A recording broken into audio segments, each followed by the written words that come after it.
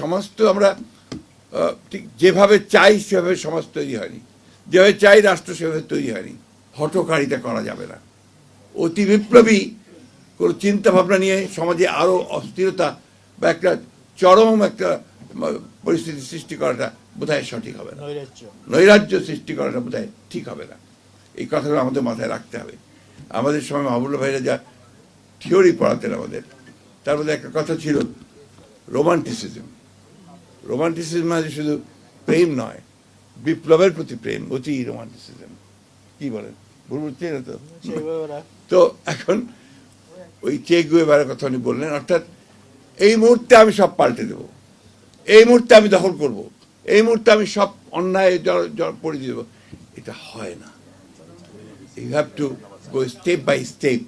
একটা প্রতি ধীরে ধীরে যেতে হয়। যেতে গেলে কিছুটা পারা যায়, তাও সব কিছু যে সুনিশ্চিত হবে তা নয়। আজকে বদলায়, সব কিছুরই পরিবর্তন হয়।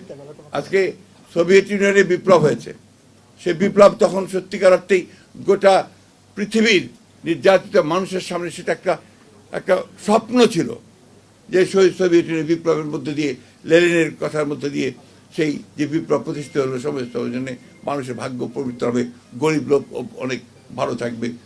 এটাই ছিল ব্যাপারটা। দেখা কি গেল, কিছুদিন পরে, বেশ কিছুদিন পরেই ওখানেও সেই সমস্যা তৈরি হলো, সোভিয়েত ভেঙে গেল। চীনে মাও সেতুং দীর্ঘদিন সংগ্রাম করলেন, লড়াই করার পরে তিনি সফল হলেন, চীনে বিপ্লব হলো, লাল পতাকা উঠলো, লাল দেশ তৈরি হলো। এখন সেই চীনে কোন দিকে গেছে? পরিবর্তন। আমি দোষারোপ করছি না, এটাই বোধহয় ধারা।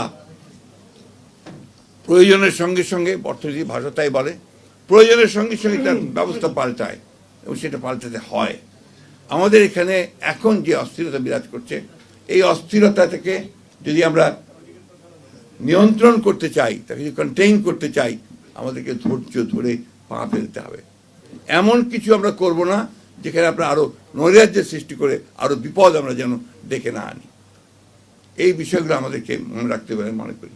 শহীদ জিয়া রহমান সাহেবের, আমাদের প্রেসিডেন্ট শহীদ জিয়া রহমান বীর উত্তম, তার মধ্যে এই ধৈর্যটা ব্যাপারটা ছিল এবং তার যে স্বপ্ন, অর্থাৎ দূরদৃষ্টি সম্পন্ন যে চিন্তা ভাবনাগুলোকে তিনি কীভাবে ইমপ্লিমেন্ট করবেন, বাস্তবায়ন করবেন, তার জন্য তিনি প্রথমেই কিন্তু যুদ্ধ শুরু করে দেননি।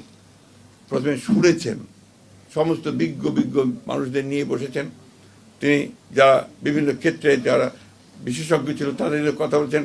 রাত্রি 2টা-3টা পর্যন্ত তিনি এদের নিয়ে কথা বলতেন। একটা রাত ছিল না যে যখন তিনি রাতে এইসব বিশেষজ্ঞদের সঙ্গে কথা বলেননি।